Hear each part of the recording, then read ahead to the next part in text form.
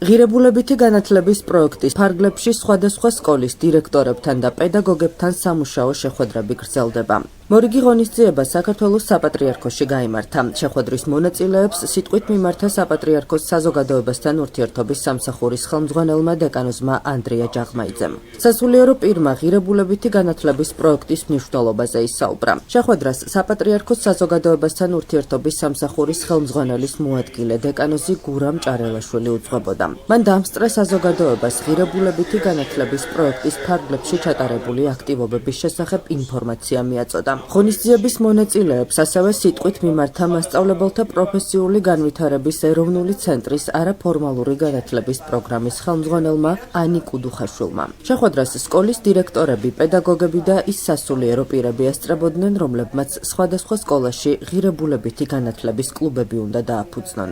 აღსანიშნავია, რომ პროგრამა ღირებულებითი განათლება საქართველოს საპატრიარქოს საზოგადოებასთან ურთიერთობის სამსახურის ორგანიზებითა და განათლების მეცნიერებისა და ახალგაზრდობის სამინისტროს მხარდაჭერით ხორციელდება. თბილისის სხვადასხვა საჯარო სკოლაში ღირებულებითი განათლების კლუბები ჩამოყალიბდა. ამ დროისთვის პროგრამა 50 სკოლაშია წარმოდგენილი და მასში 1000-ზე მეტი მოსწავლეა ჩართული. პროექტში მონაწილეობა არის ნებაყოფლობითი.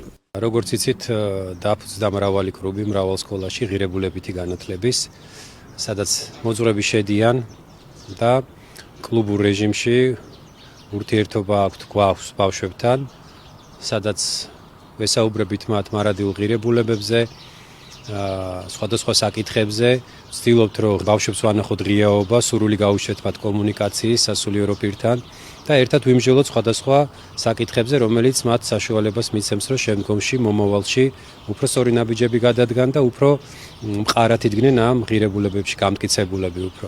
დღევანდელი შეხვედრაც ამას ემსახურება.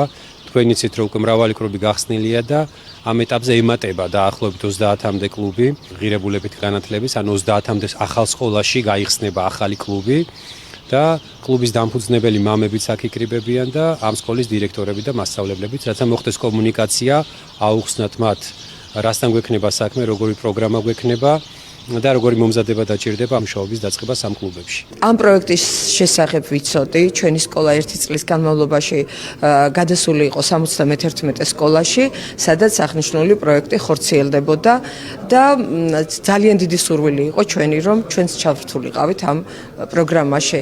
ღირებულებითი კულტურის ჩამოყალიბება, განვითარება და ამ მიმართულებით მუშაობა, ვფიქრობ, ძალიან მნიშვნელოვანია, მით უმეტეს დღევანდელი ვითარებებიდან გამომდინარე. ვფიქრობ, რომ მოსწავლეები ძალიან დიდი სიხარულით მიიღებენ ამას, ვფიქრობ, რომ რამდენიმე ჯგუფი შედგება და ჩვენი მხრიდან, სასკოლო საზოგადოების მხრიდან კლუბს მაქსიმალური მხარდაჭერა ექნება. როგორც პედაგოგი ხარ, როგორც დირექტორი, დიდი ხანია ველოდებოდი და მოხარული ვარ, რომ აი ესეთი პროექტი დაიწყო. აუცილებელია ბავშვებისთვის, ეს აუცილებელია ჩვენი მომავალი თაობისთვის, რომ ავგზავნოთ ჯანსაღი, პატრიოტული, ეროვნული თაობა.